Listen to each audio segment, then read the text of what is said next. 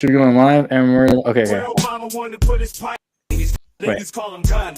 Wow.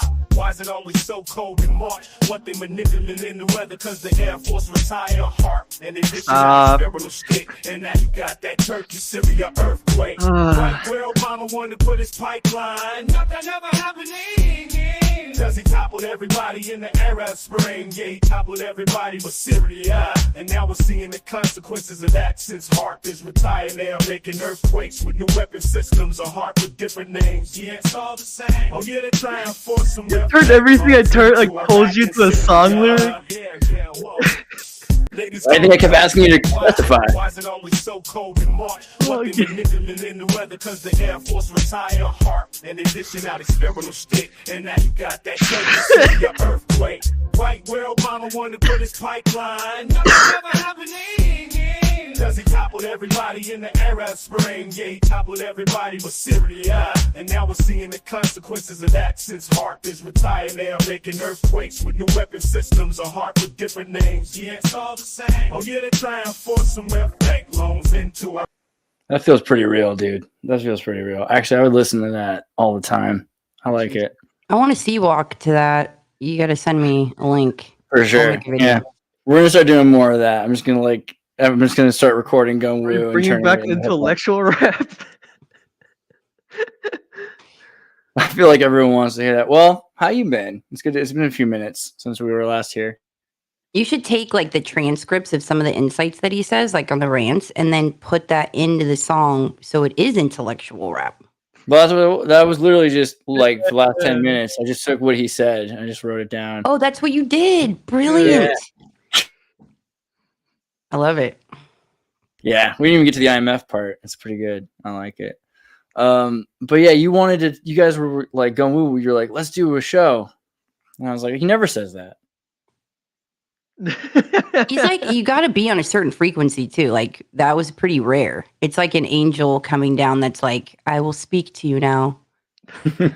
Initiating the knowledge. Everyone's like, does Gunwoo have a show? Does he have a channel? He's brilliant. Where do I find him? I want to hear more. Going wow. That's what I say. Thanks, I guess. I don't know how to respond to this. We're big fans. We're big fans. You. Should we jump on to gut fauna? We could just go to gut fauna and see how you feel after you're done like dealing with your blush. That's all right. Oh.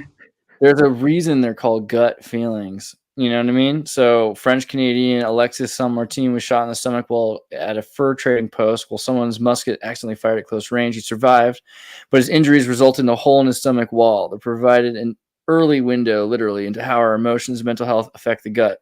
Through careful experiment, surgeon William Belmont discovered that St. Martin's mental state had direct psychological consequences on his stomach's activity. When he felt irritable, for example, his digestion slowed. Somehow, his emotional states were manifest in specific local biology of his gut. Most people have experienced these gut consequences of their emotional feelings. Nerves before an exam might lead you to feel nauseous or even vomit. Profound sadness might make you lose appetite or perhaps cause a hunger impossible to satiate. Gut symptoms are common in mental health conditions, from appetite changing to depression, debilitating. Well, yeah, okay, but what about the psychic part? I'm glad this is the topic for today, because ever since you told me about the Nagasaki stuff, I've been looking into that. So the miso soup connection with how it prevents radiation, poisoning and cancer and all that. Ever since then, I've been looking deep into this stuff and found out that lactobacilli specifically. Andreas mentioned this in his stream that he showed me. But he talks about lactobacilli. I went a bit further into it and we realized this man named Ivan Bogdanov created his own strain, essentially, from studying the blue zones in the Chernobyl incident. So there's a place called the Blue Zone, and during Chernobyl, it was a zone within the epicenter of the radiation zone, which in this specific area, people were not getting cancer, they were not getting sick, but they were all just drinking like this fermented like homemade like probiotic drink. I think Russians call it kompot or whatever, some variations of that. And then he looked into that and then made his own strain And called they live, lactose. and they live longer too. They live longer. Yeah. So like the Lactobacillus salivarius, like it combats candida. Mhm. Like it is amazing. Like, 70% of our immune system is in our gut, and it produces its own antibiotics that targets against invading like pathogenic bacteria. So it inhibits candida, it reduces cavities, it reduces gingivitis, it helps prevent strep throat, it reduces mastitis and colitis, IBS, and it also produces like lactic acid. The acidity helps fight the bad bacteria, but people live longer. And candida, the overgrowth of candida, is the root of a lot of health problems. Yes. Oh, I'm so glad you bring it up. It's okay. But the thing is, the candida part's big because this ties back to all the people throughout history that have supposedly found the cure to cancer, right? Like from Dr. Tullio Simoncini to Stanislav Brzezinski, from Max Gerson, they all the proposed cures to cancer that have been it's essentially empirically purported throughout history, all have to do with either high alkalinity or reducing candida, but they both tie together. Like that Italian guy, I think you might have just mentioned his Yeah, name. Tullio He was Simoncini. saying that cancer is the candida. Yeah, it's fungus. Yes, cancer is a fungus. That was his breakthrough research, finding out that like the candida is what albicans, the white candida specifically, is the precursor to like, all cancers. But the thing is, if another level to that, there's a lot of people, especially within Andreas' audience, that have reached out to me about this whole parasite stuff. Fungus being the parasite. The amount of money that world corporations benefit off the symptoms of candida infection, from cosmetic to health to whatever, whether it be, Because a lot of the times women, like people will go and they'll buy all these beauty products thinking that's going to help their skin when it's literally like residing in their gut. It's residing in their gut and it's nutritional. They're only curing the outward symptoms rather than the core issue itself, perpetuating this money cycle of having to rebuy the same product. Which is why everything's on a subscription-based service as right now. Stuff like that.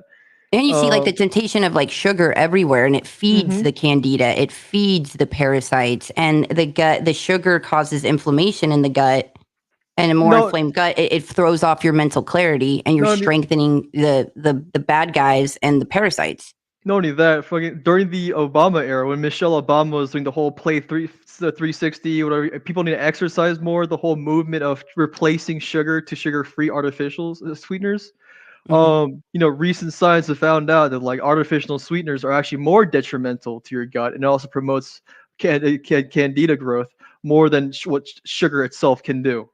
So like like it was saying like xylitol, if a dog has it, like they could die. right. So like you got sucralose, you got aspartame, potassium, you got aspartame specifically. They promote candida growth.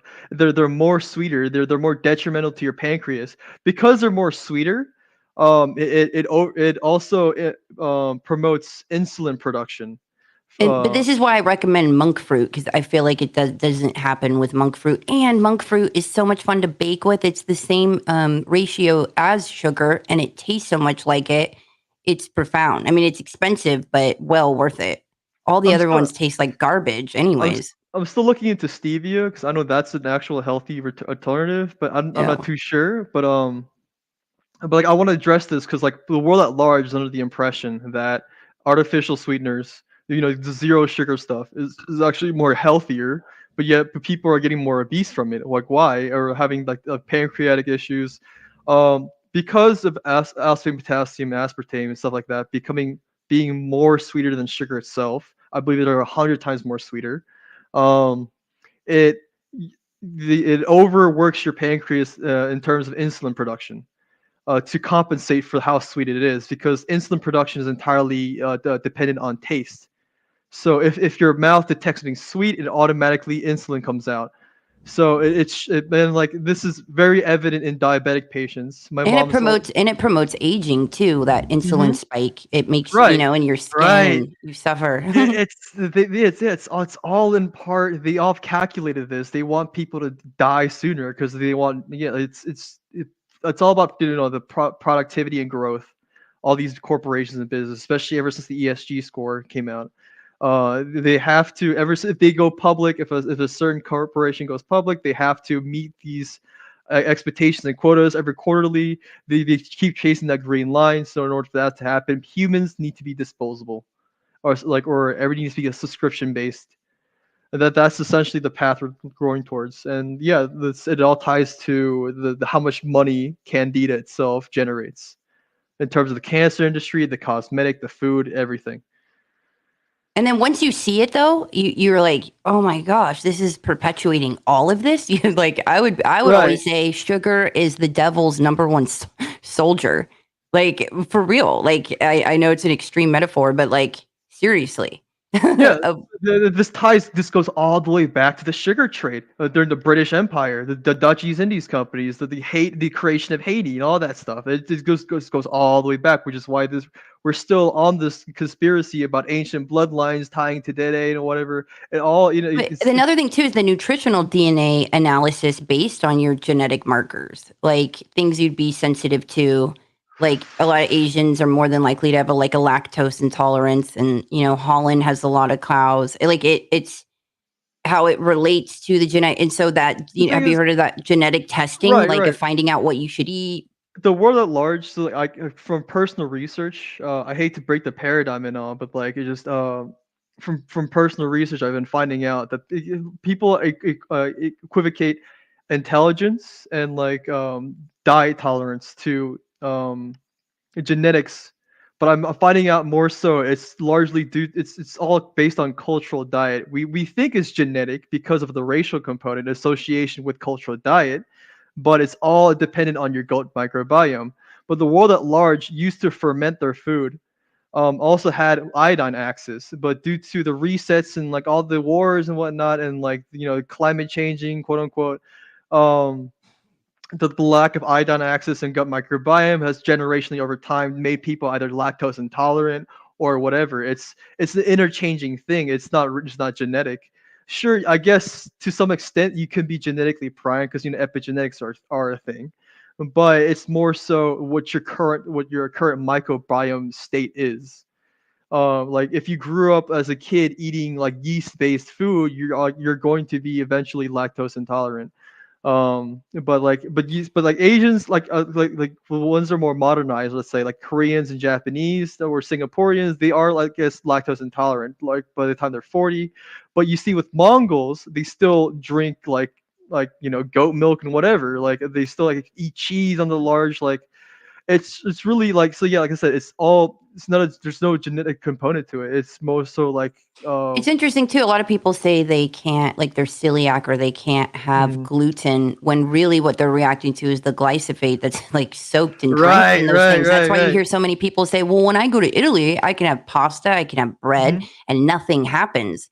It's I like a completely soil component and a chemical component. I completely reversed all my food allergies with lactobacilli.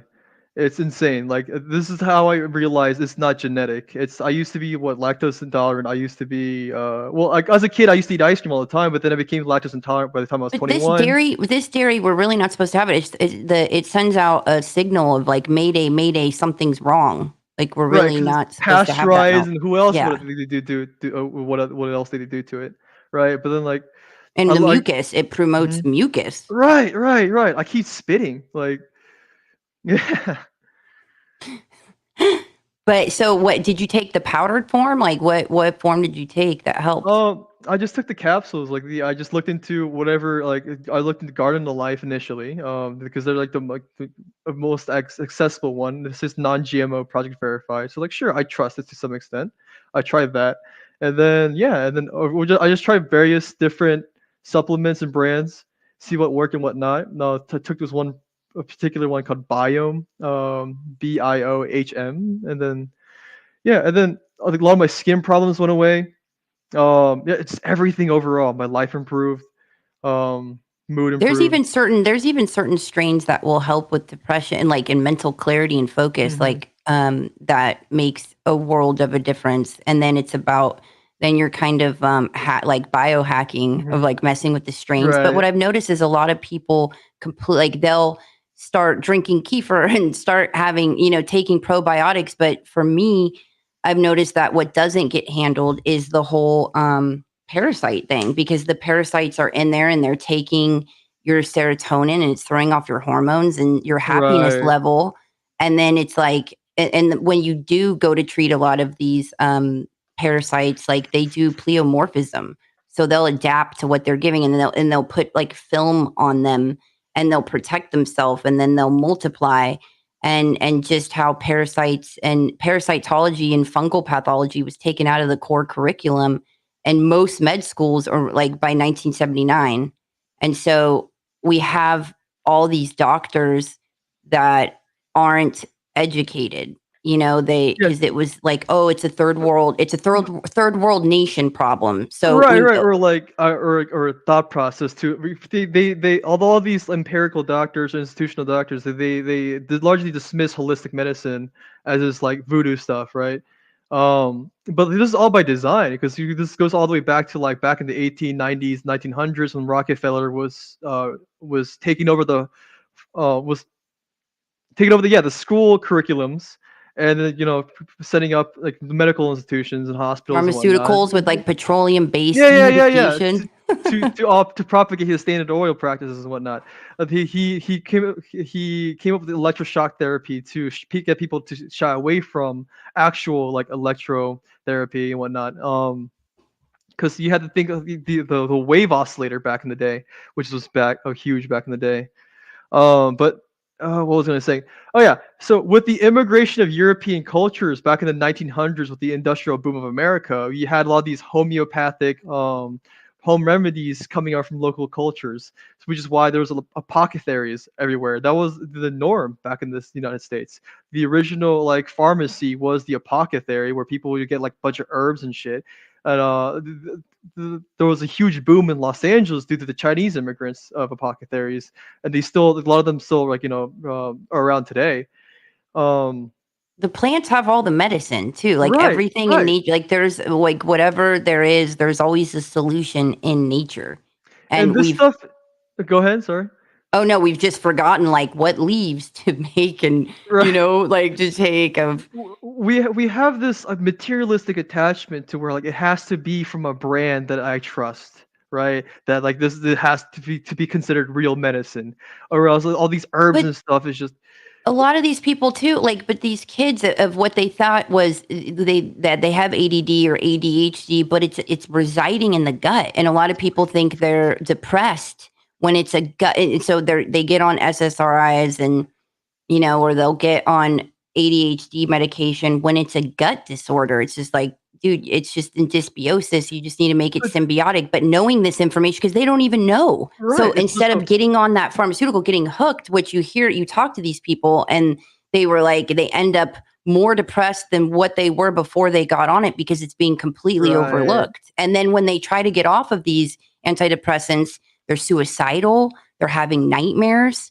And for me, it's like, oh my gosh, this could really help humanity if with just the knowledge of, And the gut. I all need. this stuff is laid out in MK Ultra. This is all by design. Like, but also it's also half and half too. Like heavy metal exposure, the Industrial Revolution and its consequences, right? And parasites hide in heavy metals. Mm-hmm. They also get promoted as well, and also like it destroys all these heavy metal exposure destroys your pH, your body pH.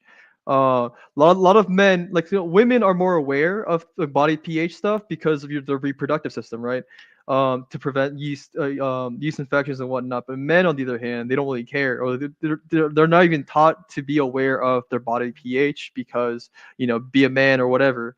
It's just that we don't really have a direct consequence to that visual that I guess characterizes itself physically to make it a problem. Like I don't see it. I'm not experiencing it, so I must not Right, have a right, right, problem. right, right. So like they so they get involved in these jobs, whether it be like garbage men or anything blue collar, right? And they largely ignore what they're exposed to because mama ain't raising a bitch or whatever, and they come back they come back at the end of the day alcoholics or whatever, or junkies and whatnot. They don't know why they're spiraling out like this. It's just but heavy metal has been another huge component. Largely throughout history, it's always been parasites and fungus, but this heavy metal component with the Industrial Revolution has also been, I guess, another And angle to all this. zeolite helps with that, but like nobody's cleansing. Like we used to, like where everyone, like mothers in the 1930s knew that you deworm your horses, your cows, your cats, your dogs, and every fall and spring, like the kids would drink castor oil, molasses, diatomaceous earth, and wormwood. The war And, on like, ivermectin. what? Go ahead. I said the war on ivermectin is a book that addresses all this. And there's in ancient soil samples, like ivermectin's found. Hold on. Wait, keep going. I wanted to bring this video that I found. But yeah, like with addiction as well, I wish more people knew about that because a lot of the times they'll think they'll relapse and drink again or use again, not realizing that the parasites are so brilliant. Like they'll send out a signal to your brain, like demanding things, and it like sugar, and or like high carb stuff where it's demanding. And so they get the signal and they think that it's them and that they have no self-control, or they that it's this overwhelming, like, oh my God, I can't get rid of it. And it's like, dude, it's not coming from you. It's a signal that's being sent. And so that's why I think too of because your parasite gut has cleansing. your gut has neurons that directly attach to your brain and that signals cravings to let you know, hey, you're hungry. But these parasites, like you mentioned, are so smart. They hack into that, and they release hormones that tell you that, hey, you crave yeast, which is why people fall into alcoholism or any glucose-based diet. And then, which is like, there's another esoteric level to this because the Hasidic Jews or Orthodox Jews in general believe that that yeast, the wheat flour, is the forbidden fruit in certain cases. Yeah, really? My father's a baker. This is interesting. Yeah, because because of everything we address, essentially, they deem it as unclean, so they try to do like gluten-free bread or kosher stuff. I've only recently looked into this. I don't know too much about it, but I know this is like a tangent we can go on into. Oh yeah, the yeast, that really fascinates me. Hold on, Jewish wheat being the forbidden fruit. Where's Andreas? He used to be here. I liked what Andreas was saying because I'll talk about this. Where I like he was assuming, or at least I was assuming where he was going with it was like certain psychic instincts where people will be like, I hear this spirit, or like they'll sense other thought forms of feelings or being influenced by something.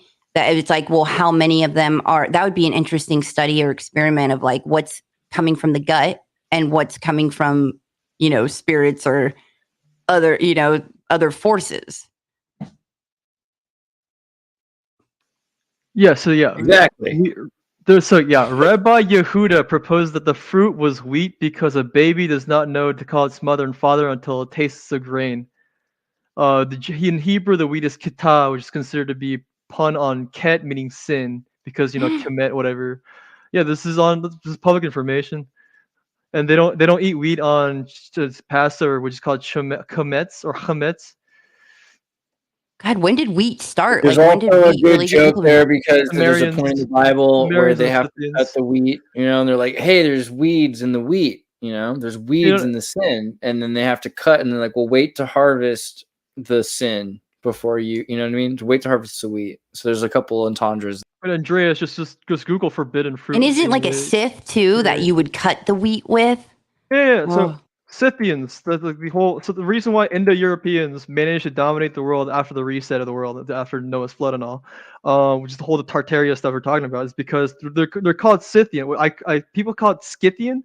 I pronounce it Scythian because they're named after literally Scythe. They were the first people to industrialize agriculture, which is how they became such a successful civilization. The Scythians industrialized it?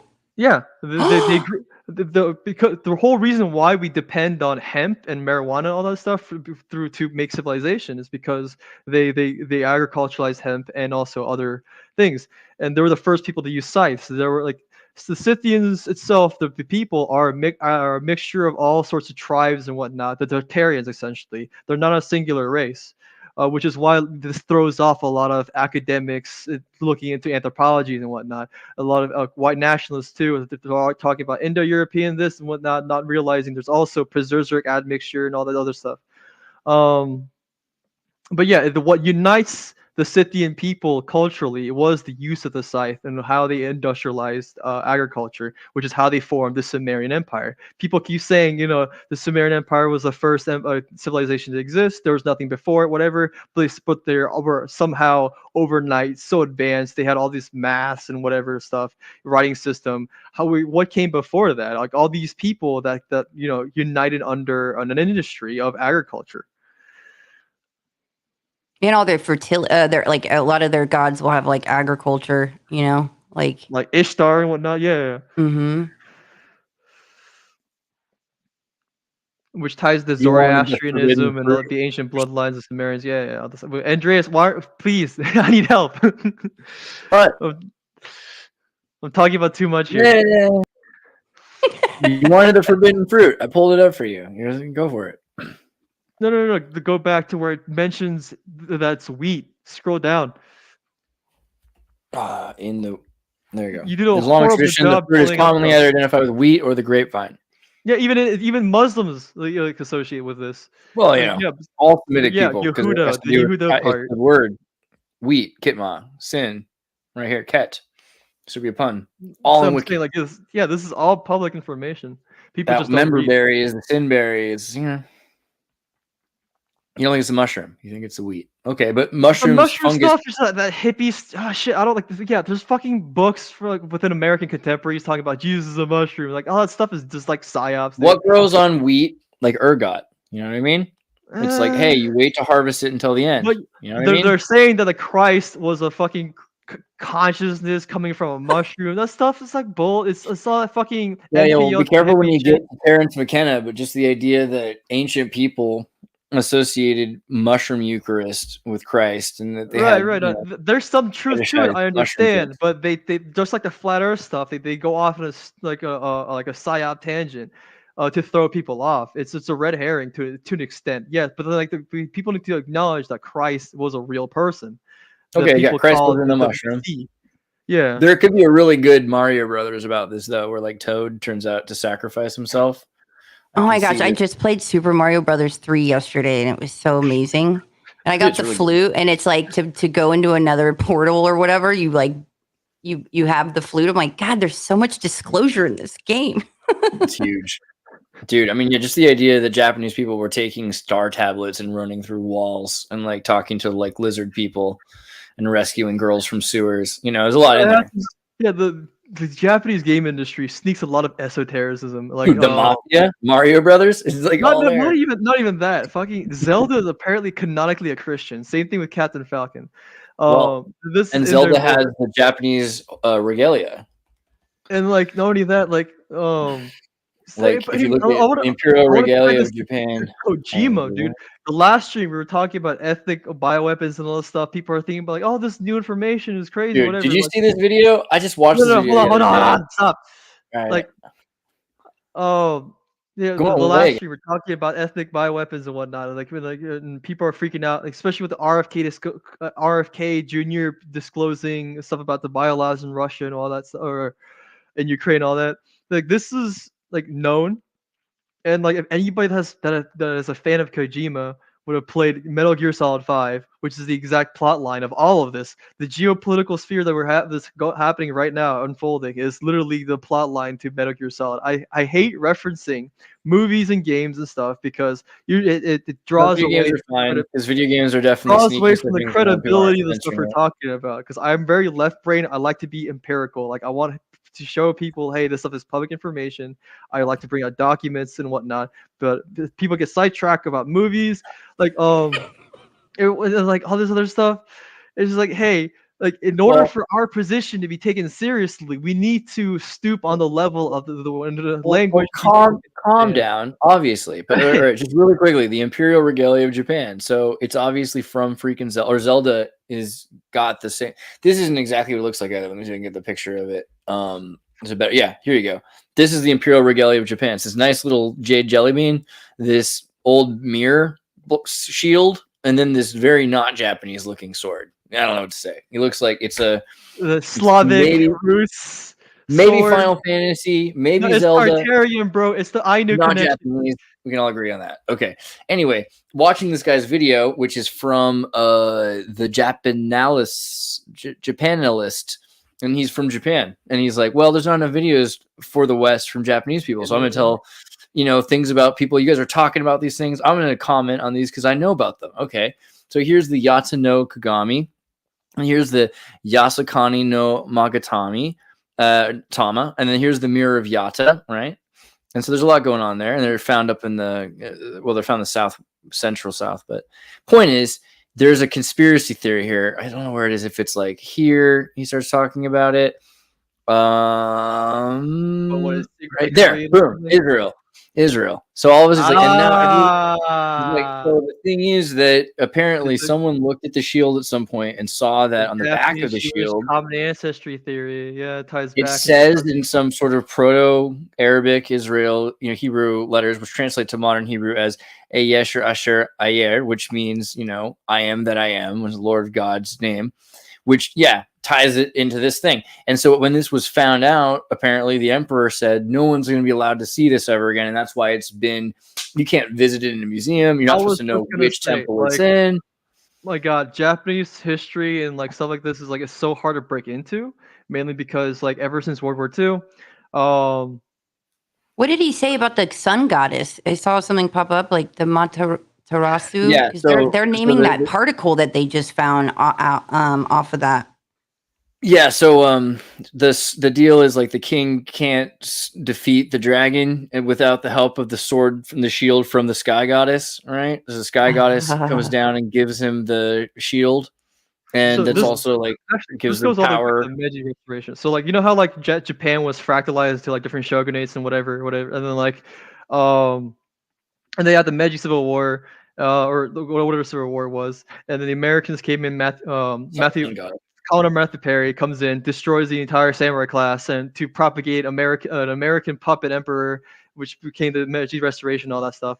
So in order to unite Japan, they need to form a national unified identity. So which is why they go through all these hoops to hide. Yeah, but look at this eschatology. I know. Set herself in the cave. The point I'm trying to make is it's very hard to break into the Japanese people and to address all this stuff. Mainly because of all, you mentioned, how they hide this. But I just wanted to say, look at the story. The story is about the sun hiding itself. We have a period of eternal darkness. Okay, all right, it's all there. I mean, if you can read between the lines, Japanese mythology is literally the closest thing you need. Right, but but many people are especially Asians, they have a hard time breaking into the Tartaria stuff because the Asian governments as a whole, like Japan, shuts off their archives and all this stuff to protect the narrative of their national identity they formed since World War II, essentially. I can't believe there's actually a wiki on the Japanese Jewish common ancestry. Right. People always ask why do you use wiki? I'm like, I don't know, man. Look what they keep writing. They're they don't have enough space for new articles. I can see why they have all these pages. The Japanese people as a whole are afraid to address the fact that their emperor and the Tokugawa shogunate and whatnot. A lot of these clans have Korean ancestry, Korean whatever. They have a hard time. They have a hard time addressing the fact they have Korean links. So they try to tell them they have Arabic links, dude. Their brains will fall apart. But yeah, dude, it's the Japanese Jewish common ancestry theory is a fringe theory that appeared in the 17th century as a hypothesis which claimed that Japanese people were the main part of the 10 lost tribes of Israel. A later version portrayed them as a descendant of a tribe of Central Asian Jewish converts of to Nestorian Christianity. Some versions of this theory apply to the whole population, but others only claim that a specific group within the Japanese people had descended from the Jews. Okay, so this is Japanese Mormonism. I can take it. That's cool. But this is what gets me is most people don't even know what they are. So like you're warring over something like it. Oh my gosh, like it just divide and conquer. And it's like it reminds me of like the Easter eggs of you can paint all the different eggs different colors, but when you crack it open, you're all the same on the inside. Like, especially when you guys talk about politics or invading or any of that, I'm just like nobody knows like who and what they really are. Like, how could you, like standing with a country that wasn't even called that country not too long ago? Which ties into another stream that I did like a few days back with Andreas. But like how I mentioned that the narrative of the Jacob, all the stuff like that we're dealing with, about Abrahamism, the clash of religions, the Jewish stuff. It all goes back to the lore of the two brothers, Esau and Jacob. And I mentioned like hey, the confusion all happened because the narrative of these two people have switched. And then this is all evident within the accounts of Nicaea. Even like the Black Israelites, even they even know about this stuff. Like a lot of the Afrocentrists, the people that talk about hey, we're the original Israelites. Yeah, they are to an extent because they're one of the tribes. Remember, there was 12 tribes. It's not just one people, But it was everybody under Jacob. But the issue with this contention of like who Israel, to whom Israel belongs to, all comes down to the death of Esau. Esau was originally supposed to be the inheritor of the tribes of Jerusalem, but then in the Babylonian, how the Christians know it is that that Jacob tricked Esau. That's how the Christians know it. That's how largely it's been accepted ever since the Nicene canon. But in the Babylonian Talmud, this is from the Tanakh. This is from like the Jewish sources themselves. The Babylonian Talmud, it says that Esau sold his birthright to Jacob because he didn't care. Like he sold it for 30 pieces of silver. His burial plot to Temple of Jerusalem. That was so. In order to belong to the 12 tribes of Israel, you had to have a burial plot in the Temple of Jerusalem. That was your covenant with God. That was a tabernacle essentially. But Esau sold that, and then to Jacob. But then it didn't. But then people didn't know until it came down to what was it? It was one of Esau's relative. I have to look. Hold on. Let me read this back. Death of Esau. What was Jesus known as, Andreas? Is he? Like there's stories of him. Iosis or whatever. Yeah. What do you mean? Well, yeah. Jesus is not. So we say like Yeshua. In India and Japan. Like there was accounts that fit his description and something like, is he like? Oh yeah. So like, well, a lot of people have talked about the is it Timothy or Thomas? Timothy that goes to India. Hold on, let me see that again.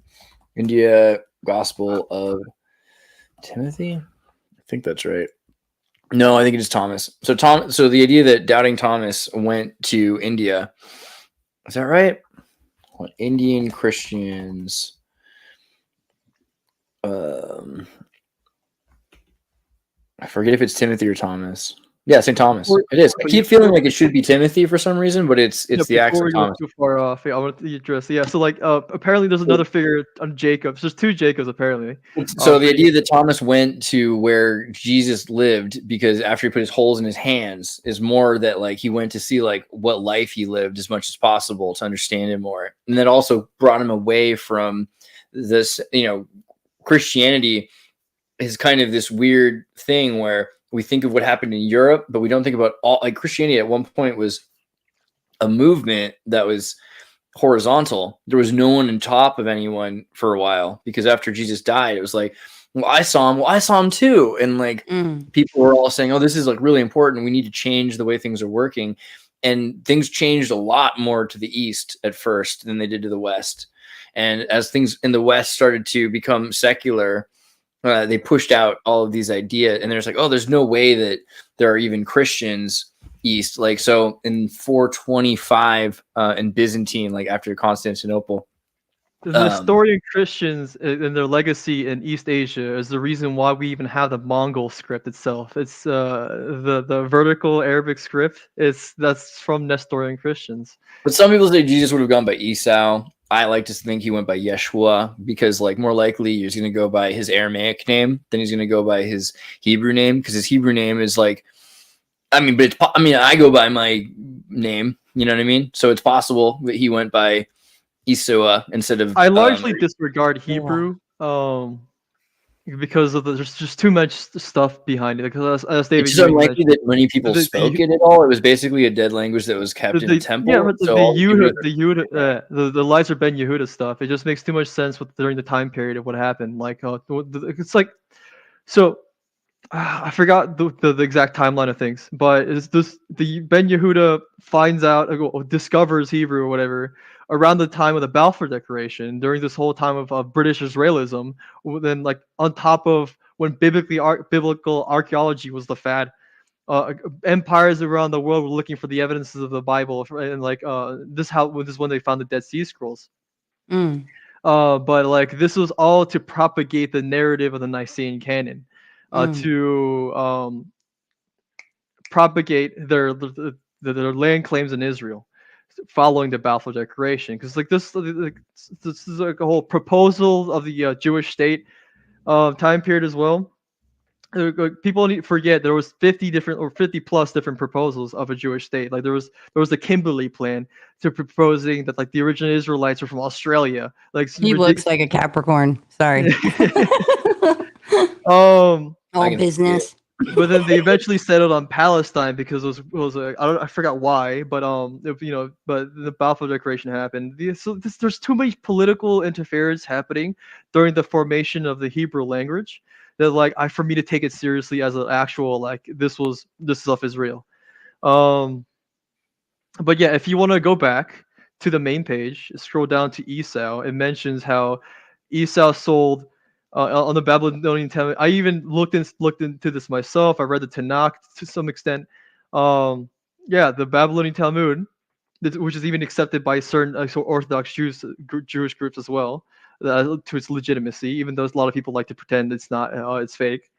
It mentions that Esau literally sold his birthright to Jacob, and then when 30 pieces of silver, 30. Yeah. Okay. And then that's what I believe. In the normal Bible account, it's that he traded it for a soup. Like, for any normal Christian Bible, it's in this too. It's not like just in the Babylonian Talmud. It's this idea that there's two brothers, one's older and one's younger. The older one's supposed to have a birthright, and the younger one has a different mother who wants to make sure the younger one has the birthright. She covers him in honey and fur so that he feels hairy, goes into the blind father's tent pretending to be the son, and he gets the birthright of the firstborn. And the idea that the father didn't know this, I like to think, and I've always thought since I was like 5, that the father probably knew and went along with this and used this as an out to, like, give the birthright to his favorite wife's son. Right. I don't buy into that, because, like, I grew up with that story and all, but that's all the Nicene canon. Like, but we need to refer to an older source, which is the Babylonian Talmud. Jacob's ladder is that Jacob, was it Jacob and Esau, right? Or is it Jacob? Mm-hmm. Who's the brother? Jacob and Esau. It is, right? Okay, so so Esau is the older brother, and he's like, dude, you stole my birthright. And Jacob's like, actually, remember that time that you had soup? No, I was eating soup, and you worked all day, and you said, man, I would trade my birthright for a bowl of soup like that. And I gave you the soup. So that was the trade, was that you said you said that. And so now, and that's why it happened that way. So then he's all pissed. He goes into his dad and he asks him for a blessing. And Esau's like, dude, I demand a blessing. You cannot, like, give my younger brother a blessing and not me. I demand one.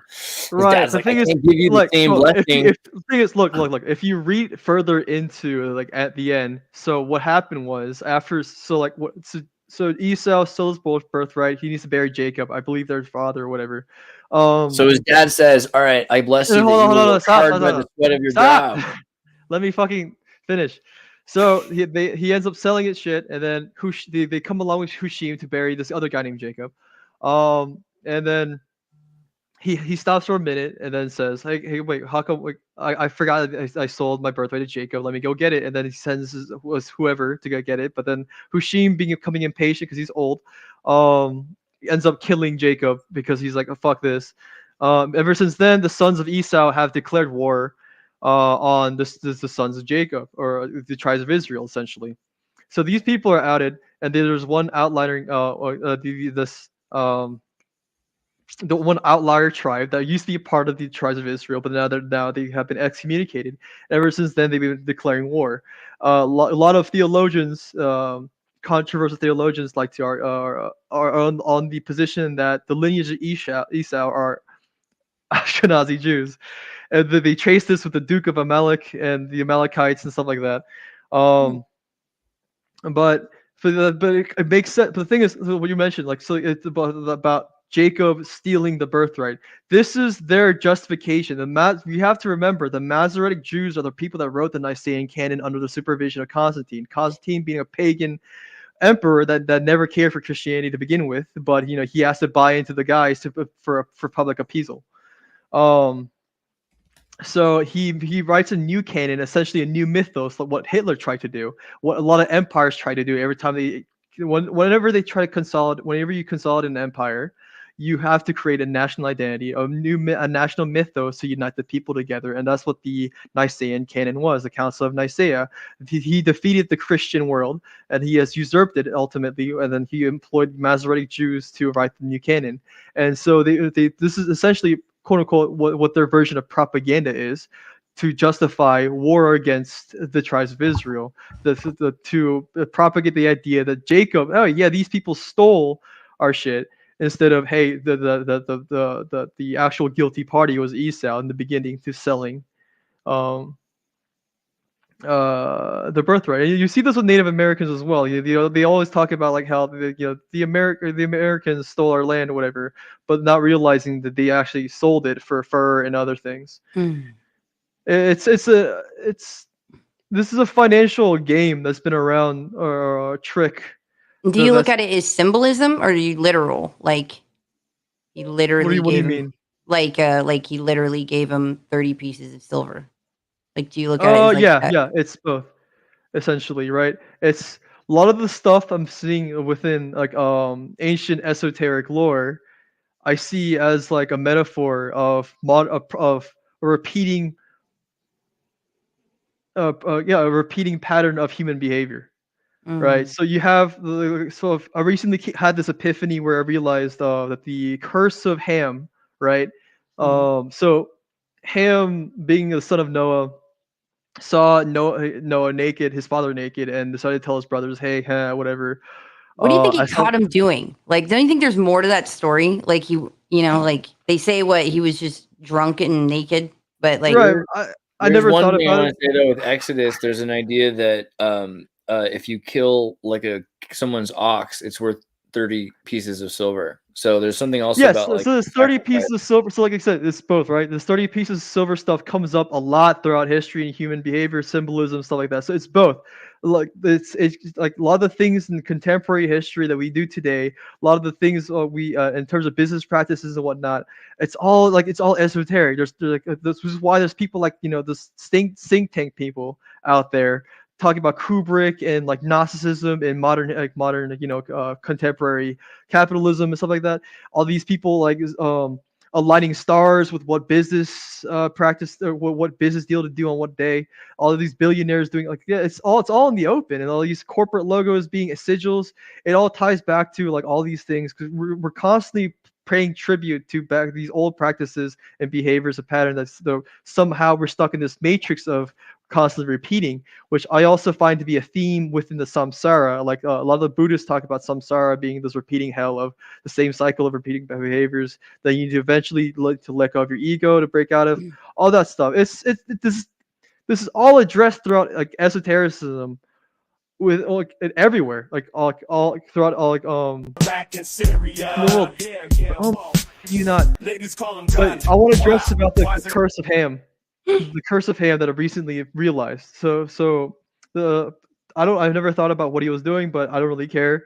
But the bigger picture, something he was doing his dad. Isn't that like everyone's story? Is it the curse of Ham is daddy issues. The inability for a person to resolve their issues with their parents, generational trauma, stuff like that. Yeah, That is think essentially about like how many, like the billions of people that have daddy issues right, alive right right, now. right. Right, and and if you look into the lineage of Ham, and it turns out to be like the people of Canaan, which is Germanic people, white people essentially, and like who suffers the most from daddy issues, essentially white people, right?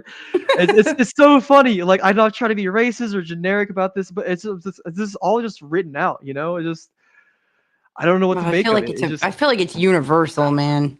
right, but it's universal, but like this public information as well, like it's all out there. So he had daddy issues. Did they say like what? He got caught with his dad? What? What happened with Ham? His dad? Ham said, so Ham caught his dad naked, Noah, and then decided to tell his brothers about it, gossiping essentially. And then Noah found out about it, and then and cursed Ham, saying that, like, you will become slaves of Japheth. Your people become slaves of Japheth. And then if you analyze all of world history and this trade wars that have happened throughout all history, this whole stuff about Tartaria, the Tartar people are essentially the sons of Japheth, right? Like they're the Asians, or the Arabs, the Semites, etc. There's multiple. I believe there's two tribes that the Ham was supposed to be underneath, but it was what Japheth was being one of them.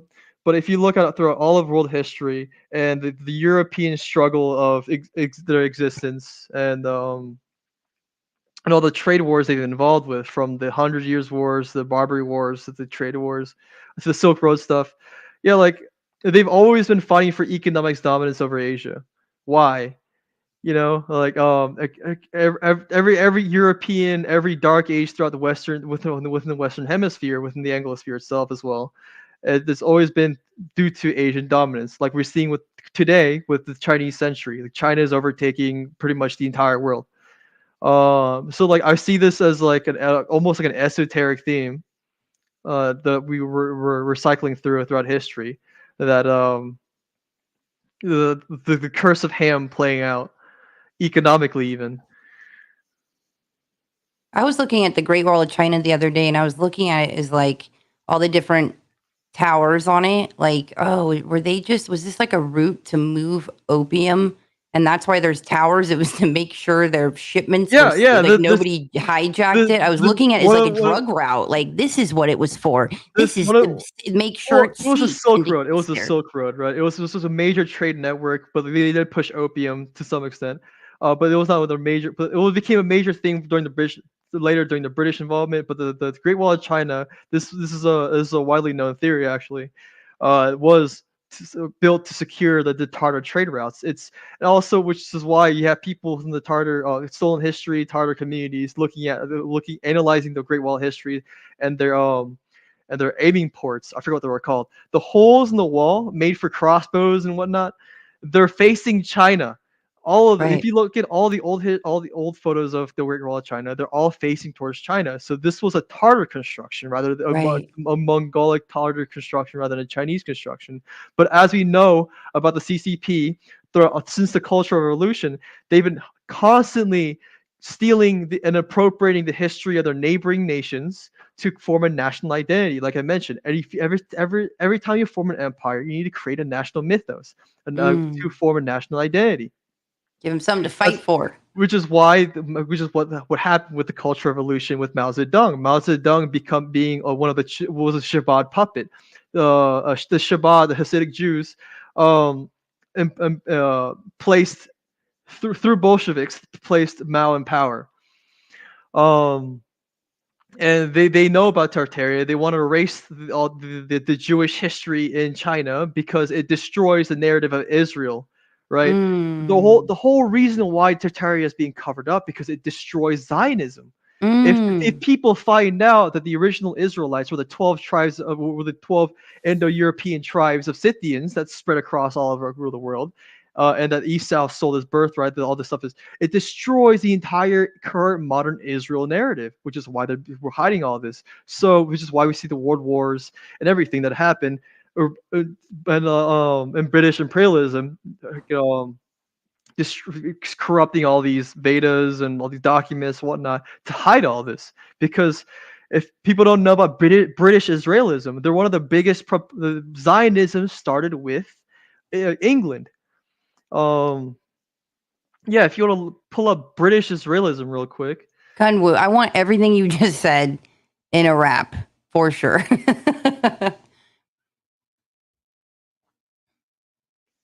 If anyone that has read any books in the 16th century under the title of Judeo-centrism, that was the original word for Zionism. That became later Zionism through like the Yehuda and all those other people in the Congress. But yeah, like the British royal throne lashed onto the idea that there were the tribes of Israel or whatnot, which is why they sent all these expeditions to all throughout Asia to find the lost tribes of Israel. Because for the longest time, all these European families and kingdoms were obsessed on restoring the millennial kingdom of Jesus Christ or whatever, which is what flamenco talks about. They were trying to find all the lost tribes, unite them together, and bring them to Israel to form the millennial kingdom again. But we didn't know. But at this time, we don't know where Israel really was. But the important thing is that throughout history, for the longest time, especially throughout the history of naval expeditions, that academics as a whole considered all these other ethnicities to be the lost tribes of Israel, going from the Native Americans to the Koreans to the Chinese to the Indians. Why? Because they were all aware at large that the Scythians were the original Israelites, and this is all written down in Latin. People just need to read Latin. Why do you think Latin is a dead language? Because they intentionally killed it off so that people don't have access to this information. The Latin was only reserved for the elite class. If anybody actually learned Latin or read through any of these documents talking about the Mongoli, Scythian people, whatever, it's in every Mercator map. If any description of any Mercator map talks about this stuff, about Genghis Khan, about the Tartars being the Israelites, the Scythians, and all this stuff. Which is why I keep harping on Korean history so much, because the Korea has the largest depository of surviving contemporary evidence that's to support all of this, because all the stuff that in Korea is so anomalous that it breaks the narrative at all. Really? I didn't know that about Korea. Yebiseon. And like a lot of, like the thing is the Korean angle to all this, they call Tartaria Hwanguk with a Hwaguk, but like the etymology breaks down to Tartaria and to also Israel. It has a dual meaning. And then they propose the borders to go all the way from Finland to Korea. Then like it's just the people largely like dismiss this as pseudo history or whatever. But like Andreas knows, we talked about this a couple of times. The Black Dragon Society in Japan, when the Japan-Korea Treaty happened in 1910, when Japan took over Korea, the Black Dragon Society, through the financing of the Yakuza, burned any books that mentioned about the Korean identity and their links to Tartaria, to the Dacians in the Caucasus Mountains, etc. And the Black Dragon Society? Yeah. Oh my gosh. Like all this stuff is public information, but if I spew about all this stuff, I just sound like Alex Jones, you know. Man, I feel bad because I had like a bunch of those pictures up while you're talking, but I guess I wasn't. Yeah, the Black Dragon Society is nuts, and they run PlayStation. It's pretty crazy. Like, when did they start? Dude. When did the Black Dragon Society start? Oh well, this is all a bunch of nonsense. Yeah. This is all a bunch of nonsense, but we'll tell you 1901. But really, like the thing about these societies, this is like most of these things are based. Yeah, they're based on like underground, and no one knows. Yeah. Go ahead. These are clans that go back to at least the 1600s and probably to the 9th or 12th century, depending. So one of the cool things about Japan is like every business is like 400 years old. Like you'll go work in your parents' like shop and it's like a 400-year-old shop. You know what I mean? Or like Nintendo is 200 years old and it's like a new company there. Sony is like a pretty new company. But for the most part, like Sony's reliant on older companies for manufacturing. And Nintendo has like a no Yakuza policy, which is kind of means that they have their own Yakuza at this point. They've built their own little clan. They went So- legitimate. All the Zaibatsus. This is what I talked about the last stream, the Korea stream that I'm talking about. So yeah, so like the Zaibatsus, the original, the war, the corporations that initially supplied the war effort in Japan. I want to bring up the Zaibatsus real quick. So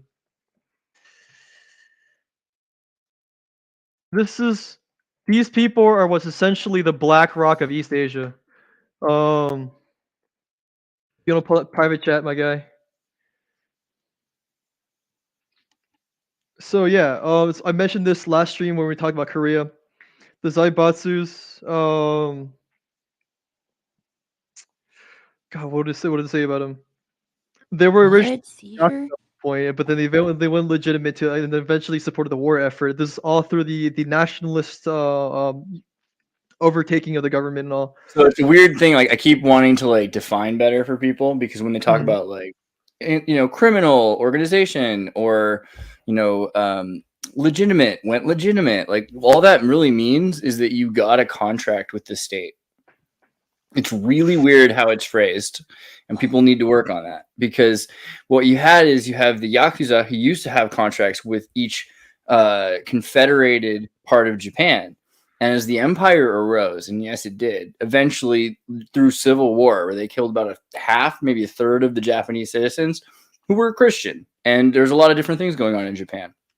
Eventually, they got to an Edo period where this is what emerged. And there's, what they call the underground, but they're not really because they were always sort of acceptable in Japan until in the 20th century with the United States and international explanations. The Yakuza were kind of on thin ice, but they were still able to emerge as like corporations, and so it's just never been really fair to say like, oh, they're like illegitimate. Like they're functioning, they're doing what the economy requires them to do. And at this point, and like, so the other complication is in the 20th century, after World War II, Japan signed treaties that said they couldn't do certain military things, couldn't have certain kinds of international organizations, right, from the state. And so what they did instead was they had Yakuza, because those are people that were permitted by their government to exist. They were decriminalized, but they weren't like technically part of the government. Yeah, and so it's important to understand also international law and what the Japanese had to do to abide by really foolish policies that were set out after World War II. But yeah, so I brought up the elites initially. I want Andreas to be here so he can help me on the history things. Because like, there's a lot of information I'm jumbling, so like it's just nice to have someone keeping track. But like to bring up elites, right? So people forget. So everyone talks about, there's like 13 elite families ruling the world or whatever.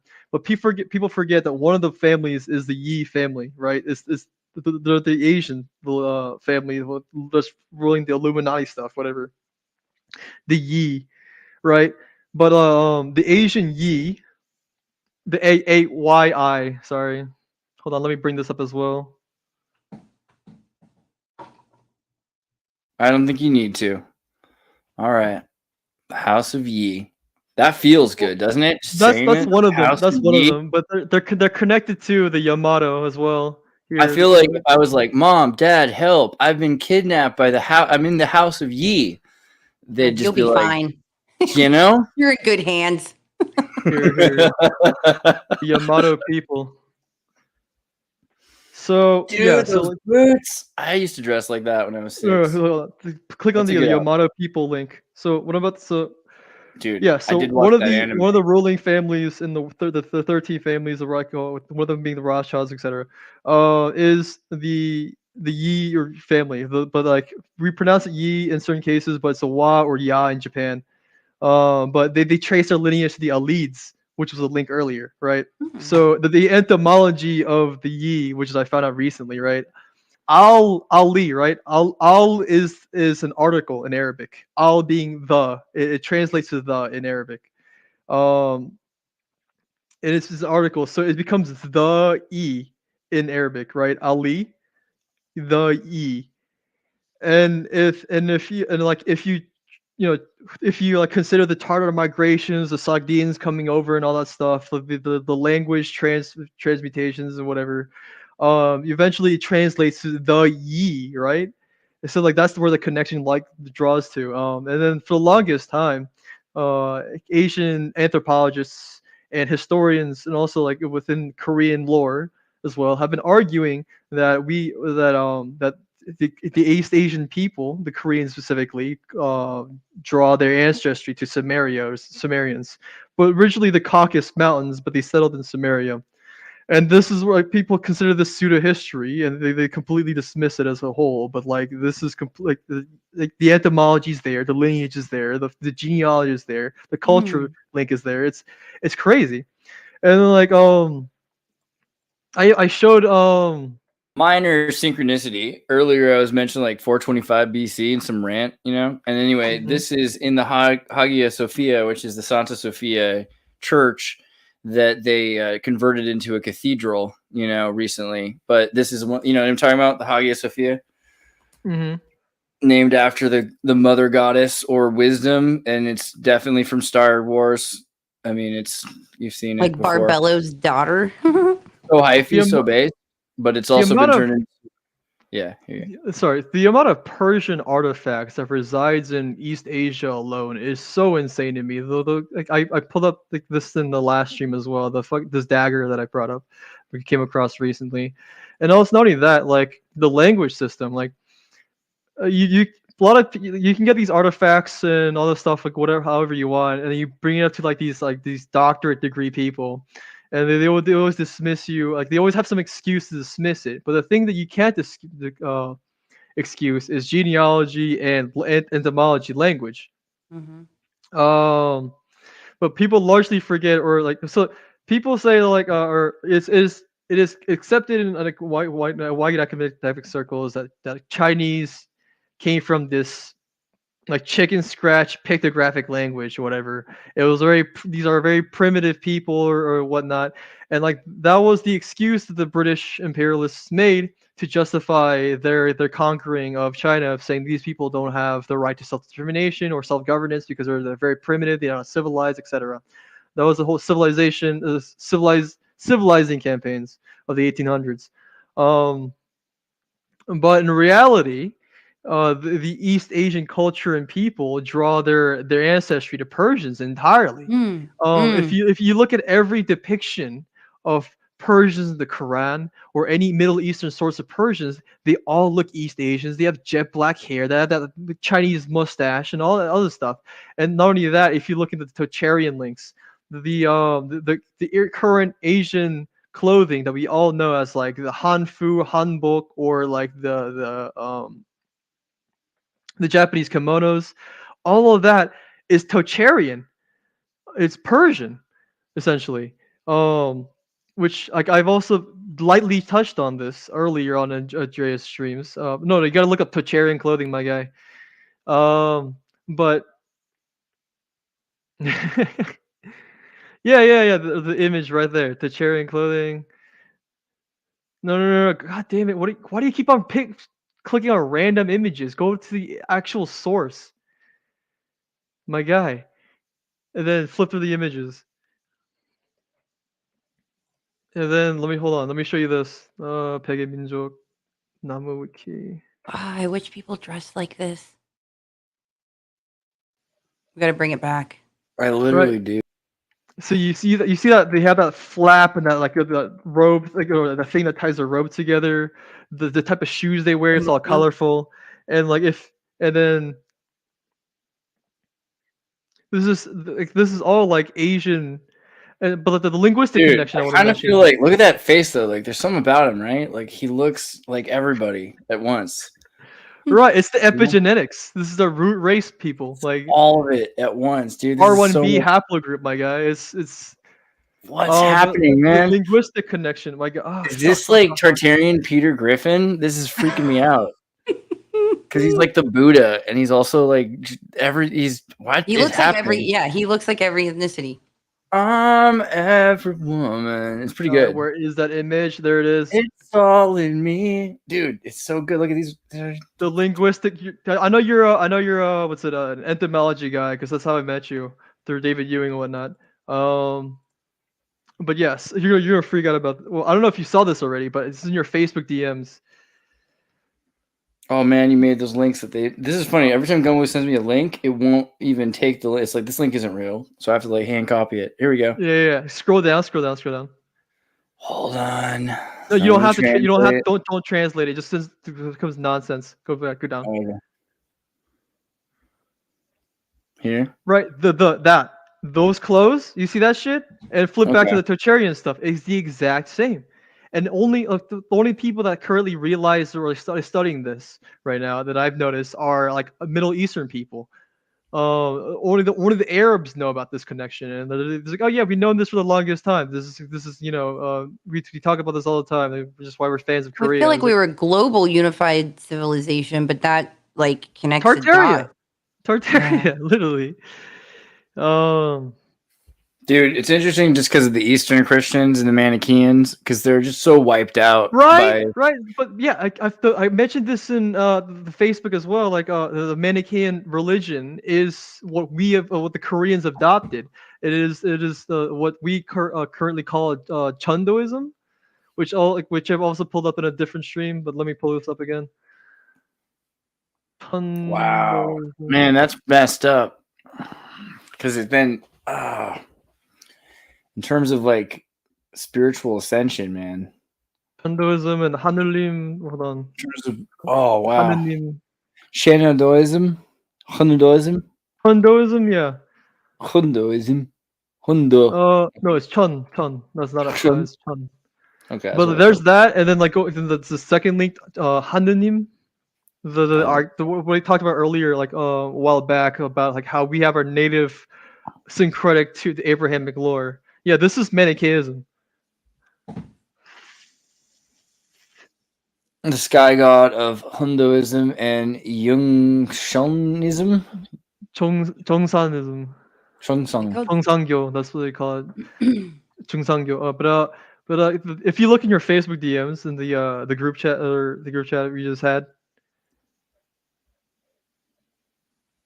Where do I go? Oh, this thing here? Man. Go to Facebook and the image in the this thing? This thing, yes. Scroll down. Yeah. My fucking mind blew when I realized this. This was like my epiphany at like 3 a.m. That's where cuneiform like came from. No, this is where the Asian script came from. This is our Sumerian link.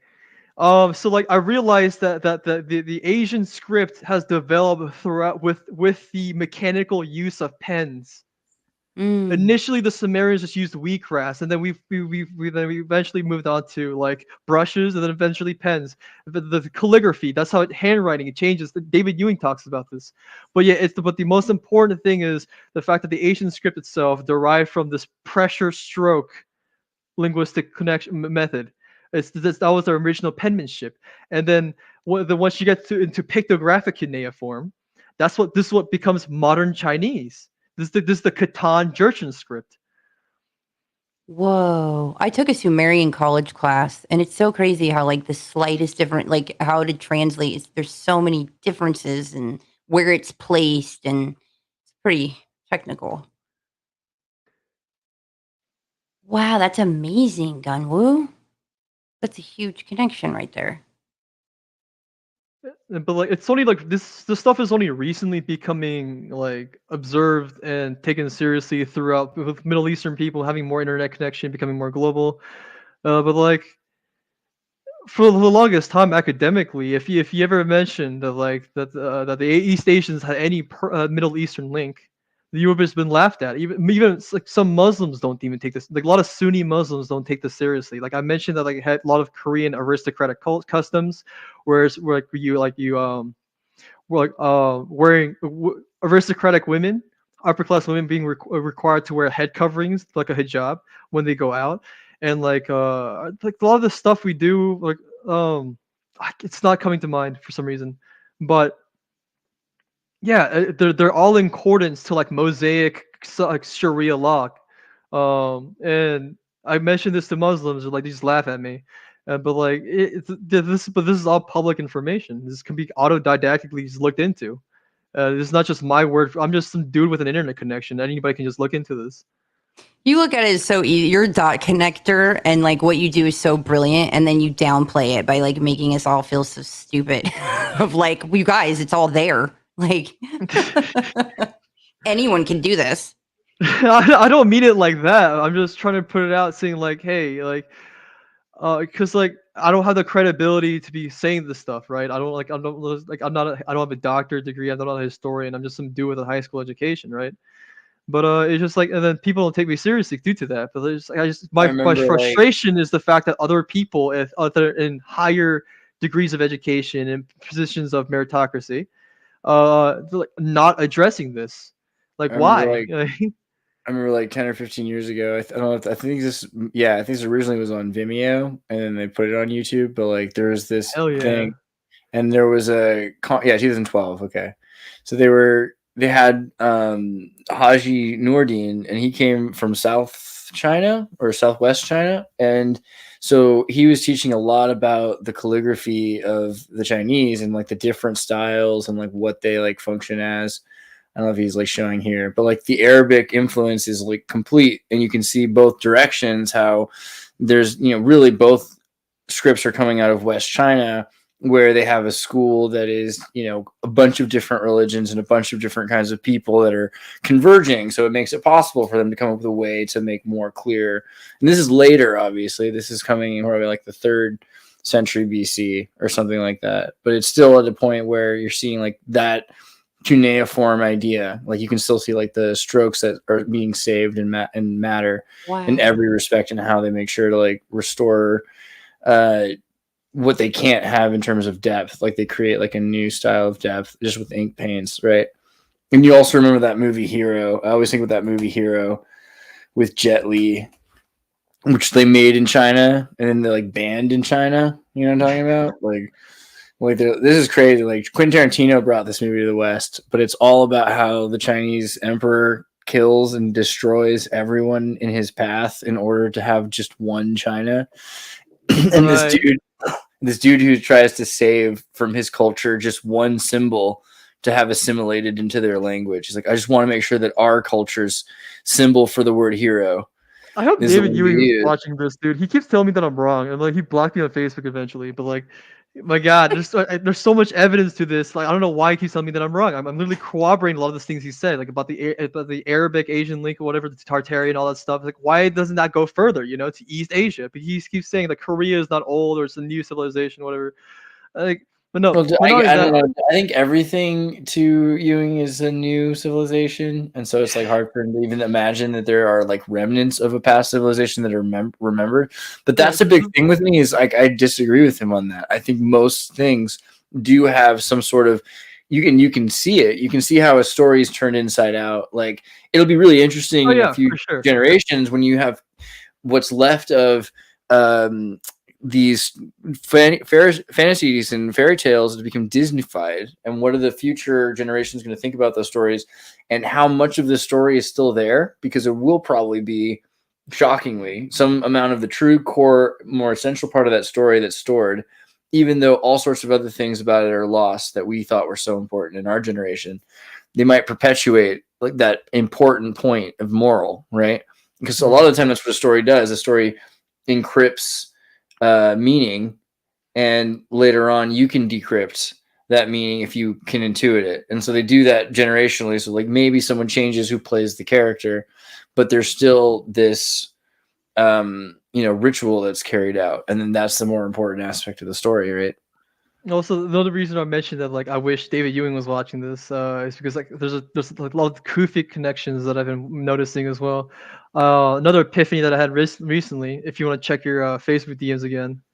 Yeah, he doesn't talk a lot about this, and when he shows Kufic, he likes to focus on this kind of Kufic, which is like right, which is also present in East Asia as well. Right. But there's like, look at this. I mean, there's this, but you turn that vertically, it becomes the fucking the Mongol script. But exactly. Look, but like the DMs that in your Facebook, the endless knot stuff. So yeah, so in Kufic calligraphy, there's a common theme where they put they have like this knot, which you see present all across East Asia. My mom even has one. I think it was a good luck charm or something. But yeah. But this ties back to the Mongol endless knot, which has a Kufic connection to the Arabic knot in their calligraphy. But yeah, just pull it up in you real quick. Follow the knots.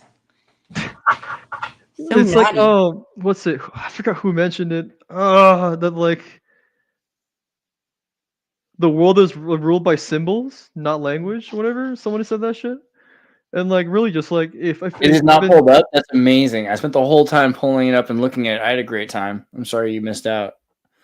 Here you go. So this is the Mongol endless knot. This is present all around East Asia, right? Tibetan Buddhism as well, and like everywhere. It looks Celtic. And the Celts and the Scythians, right? Yeah, you find this Carter connection, R1b haplogroup, yes. And then go to the Cufic knot. Right there. Go down. Fine. Right there. It's right there. You're not supposed to share this. No one's supposed to know. This is everywhere in mosques. This is all across like Morocco that I see, like Marrakesh specifically. It's out in the open. Yet Muslims, tell me that I'm wrong. Fucking academics tell me I'm wrong. Fucking no, the Irish are gonna be upset though. You're gonna see what's coming. The Irish, the people that actually give a shit about Irish history, no, they have the Irish people have one of the largest concentrations of R1b in their haplogroup, rated at 92%, which is why the whole people in Tartaria talking about Ogygia and whatever, but they're all talking about Phoenicians and whatever. But it's actually they're Phrygian. They have a Phrygian lineage, which is why they're called Ogygia. It's Ogygia etymology. There's their suffix Aegea. It also follows Phrygia. It's a tributary state. The Phrygians landed also in Netherlands, which is why they're called Frisian, which due to the vowel shift. But this is all evident if you just trace the path of the migration of bagpipes, the history of bagpipes. Bagpipes come from Anatolia. That looks like alchemical symbols. Whoa. Bagpipes come from Anatolia, Turkey, right? But who else comes from Anatolia? The Phrygians. These are the redhead R1b haplogroup people with green eyes that migrated to Europe. But they also migrated east. These people we call Tertiarians, or the USZ people, or the Terran mummies. The redhead, green-eyed people that went east, they're all documented throughout, Turkmenistan or whatever, Middle Eastern, Central Asian history, which is why they're trying to disappear the Uyghurs. And they say those with green eyes have like the highest psychic abilities, right? I don't know. I don't know about the psychic stuff, to be honest. But yeah, just go down history of bagpipes. The Anatolians get to claim bagpipes now. I was so convinced that the Africans claimed the bagpipes until recently. No, it's Anatolian origin. It landed, so it reached Africa. Reached Africa because they comes out the Mediterranean, right? It lands in Atlantis, which is Mauritania. The eye of the the eye in Mauritania, which people are now calling it Atlantis, which is Atlantis. Atlantis is not some mythical place. It was a port city of Atlantis. Yeah, Atlantis was a port city in Mauritania. It was a Phrygian port city. And this is how bagpipes entered. This is how intellectualism and whatever entered Africa and whatever civilization, fucking monsoons and stuff ties to Atlantis because of Phrygians. They come out the Mediterranean, landed in Phrygia, then eventually landed in Azores. There's another structure that's anomalous. People are calling it Viking, but it's actually a Phrygian that are in the Azores, and they eventually go to Ireland. And then they spread off to Scotland, England, and middle sections, and eventually to Netherlands. That's how they stopped becoming known as Frisians. But this is so obvious and apparent, but I don't know why academic anthropologists don't see this. It's when I see star forts all around the world, I look at it as like Atlantis, like a global unified civilization that they all had star forts around the world. I look at it as like global Atlantis. But you're saying it's a port? The Atlantis is not a star fort. It's rings. It's not a star, right? It was a port city. Well, that's what Plato said. That was just like one account of like something Plato described it as. There's multiple accounts. Herodotus says this. The Herodotus had a map of Atlantis, and the Richard structure actually lines up. But people largely dismiss Herodotus as some like whatever goofy. I don't know why, but there's multiple corroborating accounts, even from Turkey, in the Middle East as well, that points to the description of Atlantis being just a Phrygian port city. But we have to also remember, like, keep in mind what the world looked like after the flood, right? This the TNO maps that we see throughout history. People is like, oh, this is some bullshit, whatever. People did the best they can, or whatever. But really, it's like the entire world was covered in water at one point, and the water was receding, and that's how humanity can like live and whatnot. But like we have to consider what geography looked like as the water receded, right? So over time, and mash the descriptions of history according to the water levels. And if that's the case, Atlantis would have been an island surrounded by water. If you're considering elevation,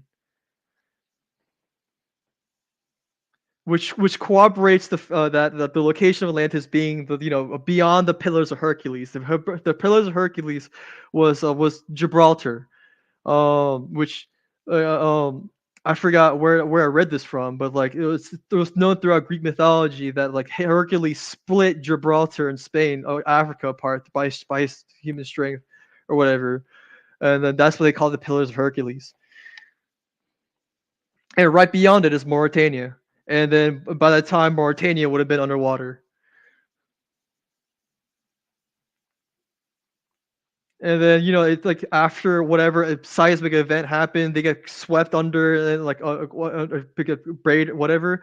If you look at the entire Sahara Desert, it's all ocean sand. They were buried underwater at one point. Yeah, and people largely dismiss this. Graham Hancock and I feel like there was a massive flood, and then it was like regional, like where with certain geysers and then pyramids and star forts. They govern a lot of water, and if something overtook that and figured out how to access that and control that it was like regional areas creating certain mud floods. Yeah, like after Great Flood, and probably before. Exactly. And like, so yeah, people don't account. So like, they say it's gradualism or catastrophism. There's always like, I don't know why everybody's theories has to be like dichotomous or not dichotomous or like split apart. They don't account for both things. It always has to be one or the other. It's always the absolute. It's like, no, everything has happened, everything at once. Yeah, but what I realize is, guess what? Nobody effing knows.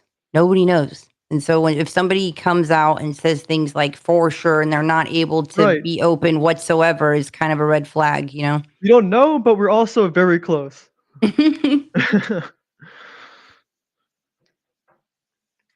Wow, Gunwoo, that was amazing. Wow.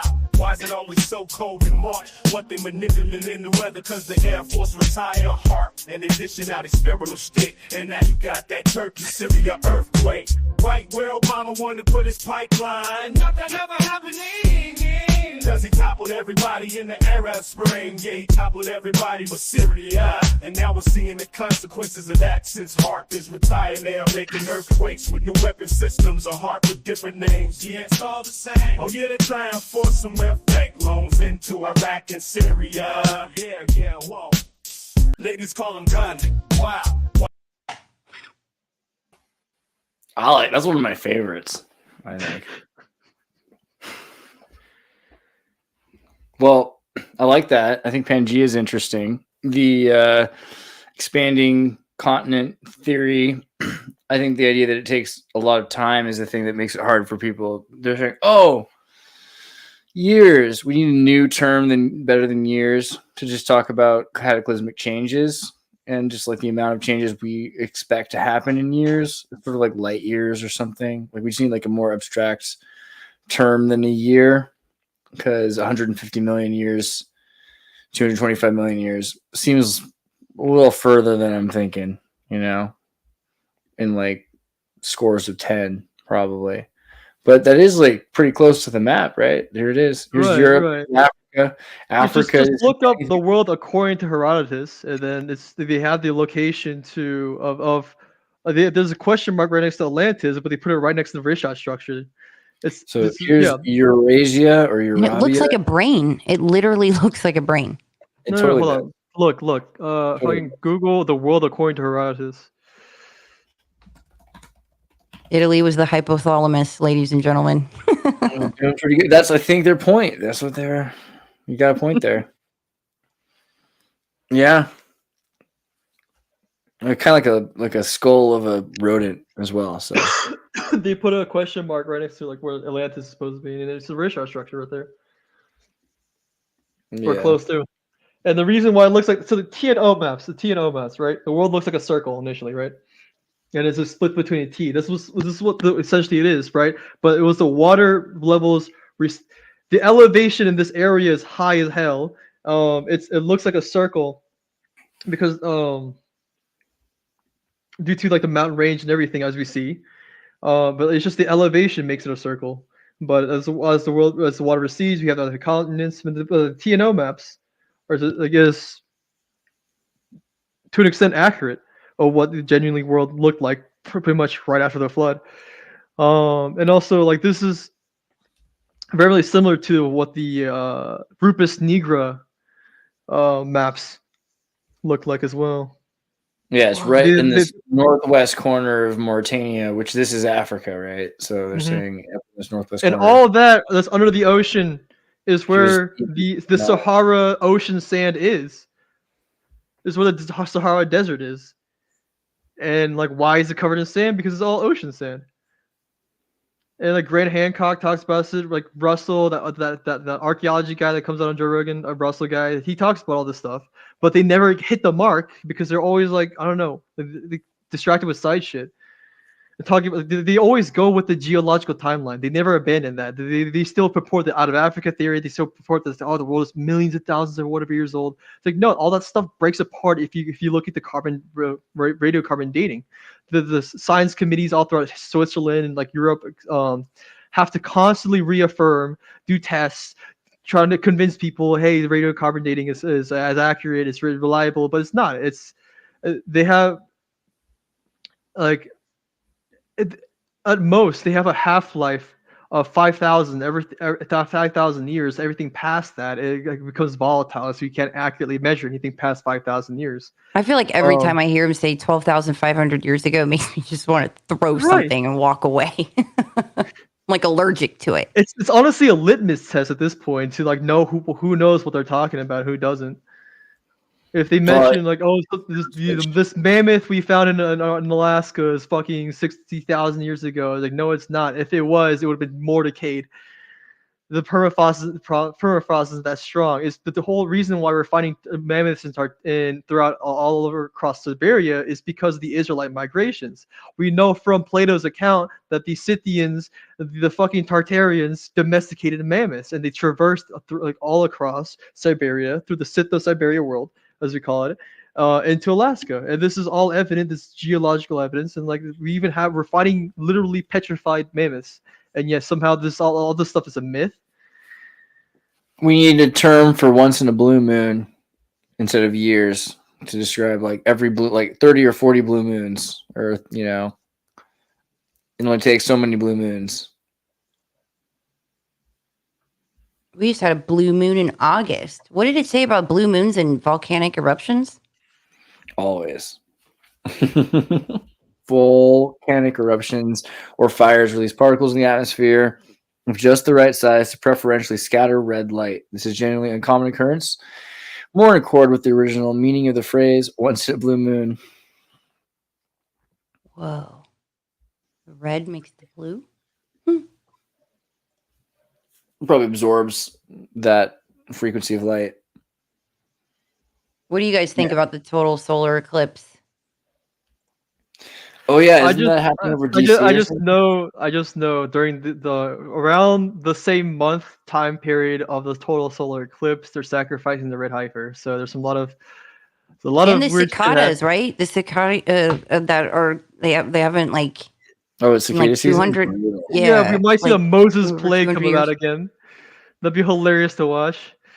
Wow. Literally the Moses plague happening because of this whole Well, the eclipse. plague with the comet coming in, because you know that's gonna come in like June 2nd, I think, is when it gets its closest. And in history, with the comets and plagues and death of a Honestly, king or yo, death yo, of a, yo, yo, I yo, yo, predict the yo. death of a king or a royal. Dude, yeah, I just brought this together. So like, you know how like the Palestine-Israel wars heightening up and like what this is all happening during that time, right? Last time a plague that happened in the world, especially Kemet, Palestine was former Kemet, right? Um, as we talked about with Dietrich, I forgot his first name. Yeah, Palestine being part Kemet. Last time we had a plague that involved cicadas or locusts was when Moses was ordering the Israelites to go free. Let my people go. And then this is essentially we're going through that again, right? With the Palestinians. So it's getting close. Like it's gonna. They say it could kind of like photobomb. The comet could kind of like photobomb the eclipse. But yeah, June 2nd is when it gets its closest, and that's the first time in 71 years. But it makes you think of panspermia and like cosmic bacteria. Like, what are comets, anyways? You know, there's all these plagues that break out. You know, that after. No, I was mostly like mentioning how like the parallels in history, right? How like the liberation of Israelites was then the last time Kemet had a plague of locusts. And this is happening again when people are demanding that Palestinians go free Right. on the region of Kemet. You see how this is coming together? Yeah. Right. Yeah. And with like Pluto going into Aquarius, I mean, that is a revolution. That is rebelling, like globally. It's like I've had enough, and all kinds of systems in place breaking and shattering.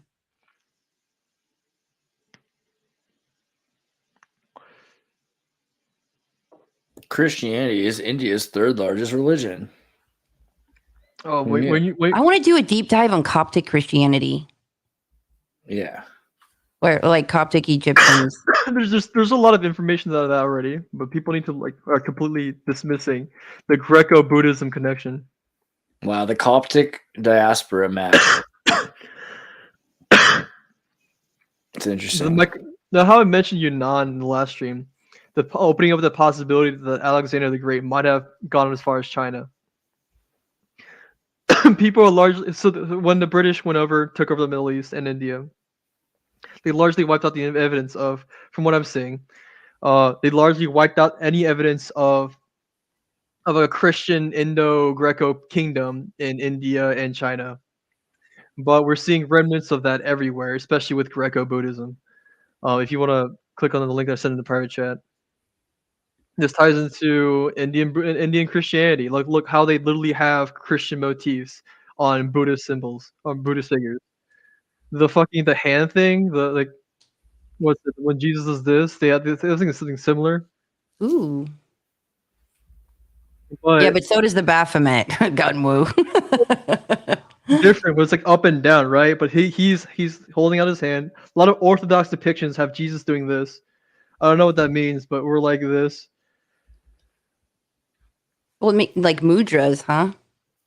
Yeah, that's what I'm saying, right? There's some weird connection to that that I'm seeing with Christianity, especially considering that like Christianity, especially the New Testament was written in Greek, right? In Greek had a lot of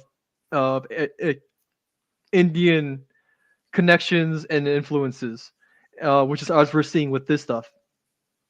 So I'm assuming a lot of this motifs with the mudras actually crossed over because Jesus went to India, right? Mm-hmm. That's what I'm saying. Like there's something to this that's also being buried. Did you see the depictions of him in that temple? Like he kind of looked Middle Eastern. What do you mean? In India, they said that Jesus went there, and like the depictions on that old place. No, Like the pictures would, of Jesus throughout the Middle East and India is literally just Buddha. Well, it's one of the Buddhas, right? But due to cultural contextualization and compartmentalization, they make him look very Asian and whatnot. But it's just like it's hard to really find out the true identity of Jesus because of so much regional compartmentalization, which is why a lot of academics are getting stumped on this and that. They're trying to I don't know why people are so many in the academic field are so absolutist. They keep accrediting one people to one thing. So it has to be absolute. It's not the Scythians, the Occitanians, or whatever. It's like, but like no, but like as we can observe today in real life right now, there's everything so cosmopolitan and mixed. Imagine a Turkic confederation that was big as Asia. Like everything is going to be mixed. Mhm. That's like Genghis Khan. You know, people say he had red hair and blue eyes, but from what I understand, he had blonde hair and blue eyes, and he would dye it red, but that he was blonde. And then he also would wear, like, an owl saved his life, and then that's why he was a white owl, and that's why his warriors would wear, after that happened, they would put an owl feather in their hair and rock it because of that. I have a hard so I try to look into Genghis Khan as much as possible, but like I largely find myself like dismissing it. Do you know what I love like, that he said? I love that he said if you want to destroy civilization, an entire civilization, you just give them convenience and alcohol and they'll destroy themselves. that is very true. But like But you don't think he existed? No, it's not that. It's just like there's so much just like any like ruthless figure in history, like Hitler or whatever. Like it's been everything about him has been so mythologized. Mythologized. Mythological? I don't know. They just like they turn it to like they hyperbolize everything he's done, and there's too much misinformation about him for me to like. He's turned into Shakespeare essentially, right? Right. So like the thing is, a lot of people say, like the world at large is under the impression it's like, hey, you know, the Finnish people have Genghis Khan DNA because Genghis Khan went around having sex with all these people, whatever. But that's not, first of all, humanly possible. How come that's the only thing that if you went around and asked like hundreds of people what they know about Genghis Khan, they'd probably say that. That's like right, all they know. I'm related to Genghis Khan. It's like it's all bullshit. They're trying to cover up for the haplogroup N DNA, the YMT DNA, that accounts for Tartaria's existence. Oh, the Turkic blood that has unified, spread across the entirety of Asia, that gives us the legitimacy we need, the genealogical legitimacy for the existence of Tartaria and its borders. Haplogroup N is like they're saying, oh, it's just Genghis Khan, when in reality, I mentioned this earlier in previous streams. Like, first off, like let's say like if we were to go by the narrative of what people accept about Genghis Khan today, of he had this ruthless golden horde of millions of people that have conquered all of Asia and half of Europe to an extent. First off, if that was the case, at Genghis Khan's peak Mongol borders, what would that nation be called? What would that empire would be? That would be Tartaria. So that checks out. That's literally. Wait, didn't Marco Polo literally say he was a Scythian and that that Genghis Khan changed it to Tartaria? Right, yeah. This is all written down. They're like, yeah. But I'm saying people are largely in denial that Tartaria existed. They're calling this pseudo history, but yet they accept the fact that Genghis Khan ruled all of Asia. And if he did rule all of Asia, what would that empire be called? Tartaria, right? It's literally common sense. And not only that, so like let's go further. Mongolia currently has a modern population of only 2 million people. This is a point I brought up in the last stream as well.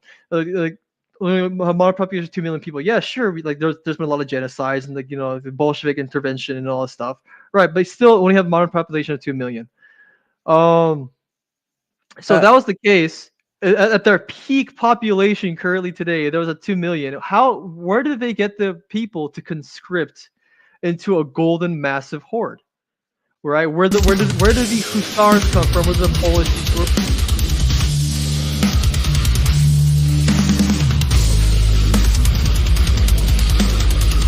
Why are there Hungarians calling themselves Magyars and they are once hunting people? Like, right? You should shout this like metal like style, Gunwoo. Shout. Scream it. I don't understand why you keep doing John. What is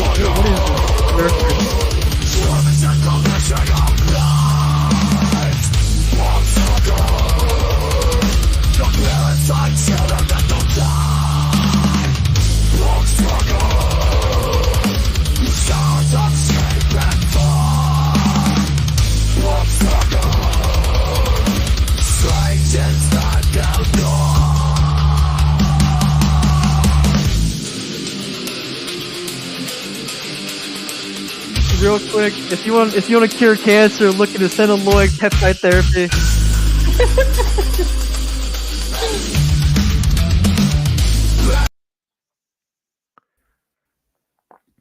Say that again, Gunwoo. If you want to cure cancer, look into celluloid peptide therapy. I wanted to mention this in the last stream, but I was like, I didn't get to it. But yeah, I somehow managed to contact or get into contact with a little pharma billionaire venture capitalist who has Jeff Bezos on speed dial. She told me all this shit about like being in a secret esoteric economic war against Elon Musk because it's like because right now the Silicon Valley political sphere is transhumanism versus conservatism. And stuff like that, and like her whole thing was creating a drug that makes you live forever. And they've essentially achieved this already. It just hasn't entered FDA market, whatever. But this was initially figured out by Stanislav Brzezinski. Stanislav Brzezinski was a man, I believe in the 70s or whatever, that cured cancer through peptide therapy. Realized people that had cancer lacked peptides and whatnot. This ties into the whole Candida stuff and whatnot. But yeah, he cured so many people. There's testimonies everywhere, and then eventually the feds caught up to him. The FDA tried to shut him down because obviously he's curing cancer.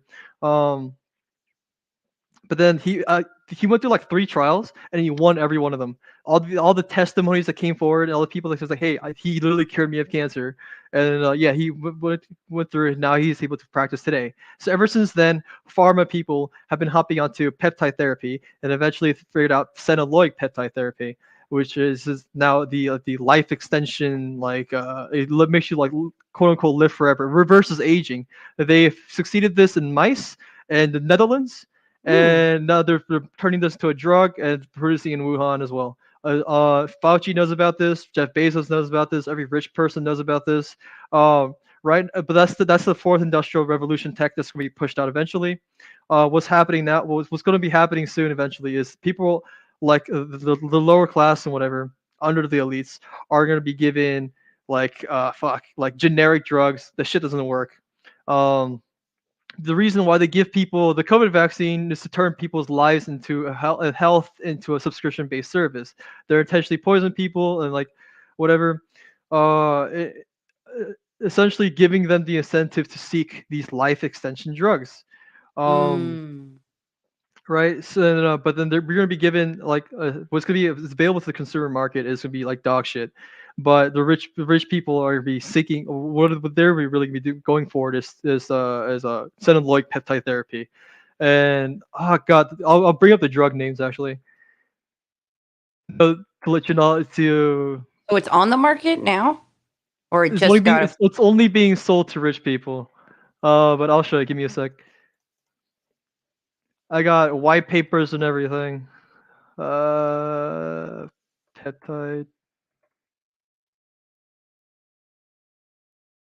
So this is the Dutch article. Hold on. You're right. Yeah. So the people under the elites are going to be given metformin, and stuff like that, generic shit that doesn't really work. But metformin's like not good for you. Right. That's what I'm saying. It's you're the consumer at large, the quote unquote goyim are going to be given dog shit. I thought they call white people goyim. They call Is that- anybody is it- that's non-Jew goyim. Oh, But okay.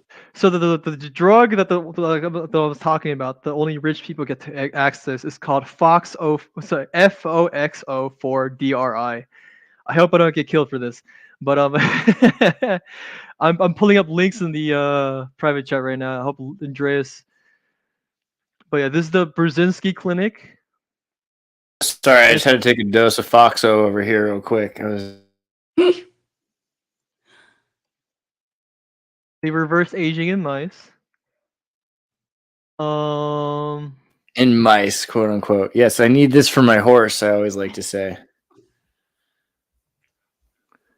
Right now, it's Micabel S. Inferma.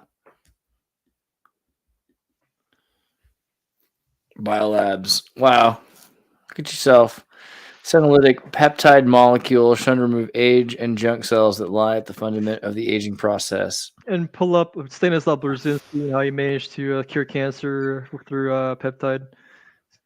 So obviously this is not medical advice that we're telling you the Illuminati probably have invented peptide research. But hey, everybody's working on it. So who knows who this is. Still, great title. Foxo4. Foxo forgery. Ooh, it just flows off the tongue, dude. Yeah, pull up the Now, other links I Foxo sent. 4. Pull up the other links I sent. Sorry, I got excited there. It was a little... Stop Might scrolling see- for the same thing over and over. Well, I gotta bask in it. All right, Brzezinski Clinic. Okay, fine. What? The cancer treatment clinic that's giving Yeah. people peptide research? Yeah, he Okay. was the guy that broke through with peptide therapy, and then whatever that managed to find out it cures cancer, and then people. But yeah, rapamycin, also another one that's been confirmed to increase Of course, mammalian yeah. longevity. Popular. We're going to be given metformin and rapamycin to the consumer market at large. Those are the generic whatever that's being given, but the people that actually wants to live longer, the reptilian motherfuckers, are going to be taking Fox DRI. Nice. All right. So yeah. Oh, this video's gonna be in trouble for And yeah, just I tell sharing people this, and then people either get scared of the world, they either hate the world more, or like they become crazy or schizophrenic. It's like, this is literally white paper WEF stuff. Like, this is Netherlands. Like, come on. Like, I'm not making this shut up. It's just out there. Just don't stop being scared. Like, fuck.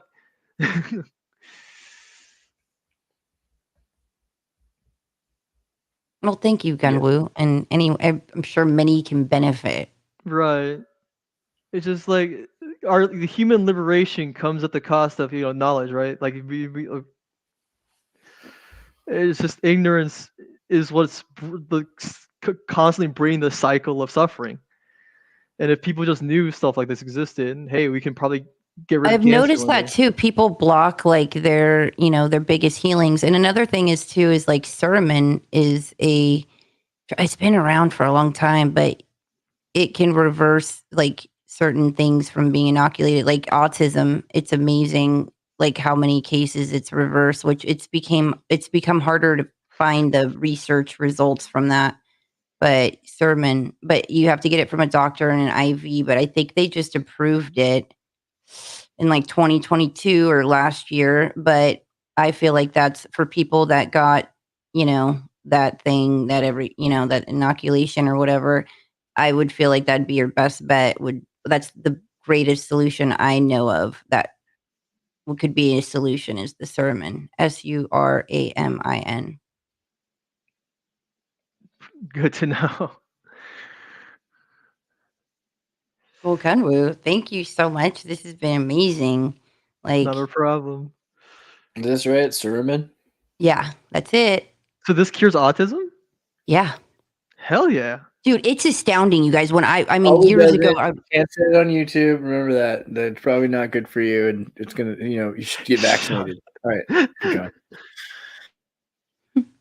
yeah, it's reversed a lot. Like, and it can help.